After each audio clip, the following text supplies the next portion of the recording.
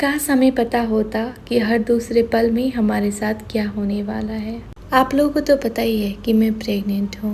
हमारी life normally चल रही थी। हस्बैंड की तबीयत थोड़ी सी ख़राब थी, उनको बुखार था, वो हॉस्पिटल जाके आके दिखा रहे थे, घर पे रेस्ट कर रहे थे, चल रहा था नॉर्मल लाइफ। लेकिन अचानक से इतना बड़ा हादसा हमारे साथ हो जाएगा ये हमने कभी सोचा भी नहीं था। समय के टाइम में जब मैं प्रेग्नेंट थी, समय 6 मंथ की थी मेरे पेट में, तो उस टाइम पे मुझे हुआ था कोविड।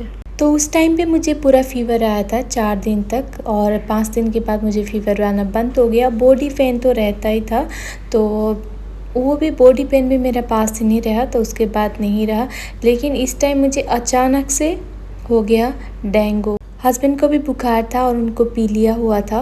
तो हस्बैंड को जिस दिन एडमिट कराना, उसी दिन से मेरी तबीयत हो गई काफ़ी ज़्यादा ख़राब।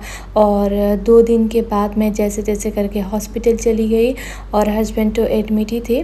तो हॉस्पिटल जाने के बाद मुझे पता चला कि मुझे हुआ है डेंगू, और साथ ही में हम दोनों माँ बेटी एडमिट हो गए। समय के हाथों में भी लग गया कैंडुला, सब कुछ टेस्ट वगैरह करा, समय का नॉर्मल आ गया टेस्ट बिल्कुल भी, और मुझे हुआ डेंगू।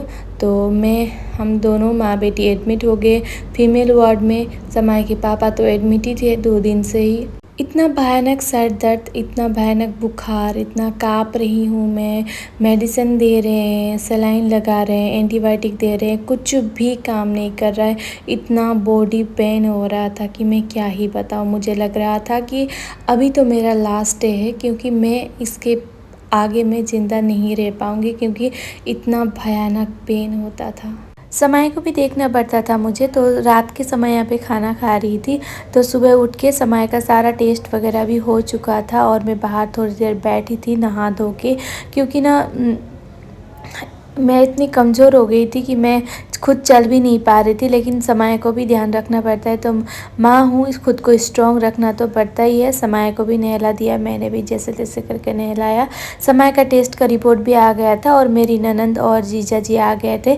तो अभी समय को लेके जा रहे गुड़गांव, क्योंकि मेरी तबीयत काफ़ी ज़्यादा ख़राब हो गई थी। मैं उसको देखभाल नहीं कर पा रही थी उसका। तो जब तक मेरा डिस्चार्ज नहीं होगा तब तक समय मेरी ननंद के घर ही रहेगी। तो हस्बैंड आए थे मुझसे मिलने के लिए, थोड़ी देर बाद शाम को आए थे। तो वो कुछ काम वगैरह कर रहे थे, सोच रहे थे कि डिस्चार्ज देने के बाद घर चले जाएंगे। ये भी काफ़ी ज़्यादा कमज़ोर हो गए, क्योंकि इनको भी हुआ है, जॉन्डिस हुआ है, उसके बाद हेपेटाइटिस ए भी हुआ है।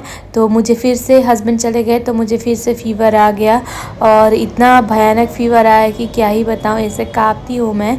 तो दूसरे दिन मेरा सलाइन वगैरह भी निकाल दिया, जो हाथ में कैंडुला लगा था वो भी निकाल दिया, और हाथों की मेरी अवस्था तो देख लो गाइस किस तरीके का हो गया। दोनों हाथ पूरे सूजन से भरे हुए हैं, और दोनों हाथ मेरे कुछ काम के भी नहीं लग रहे हैं। लगता है 2-3 दिन तक ऐसा ही होगा। और मेरा आज का रिपोर्ट भी आ गया था, तो आज मुझे मिल जाएगा डिस्चार्ज 7 दिन के बाद। ये 7 दिन का वीडियो है, तो थोड़ा थोड़ा करके मैंने जैसे तैसे क्लिक कर लिया था। तो अभी हम लोग आ गए थे डिस्चार्ज स्लिप लेके बाहर।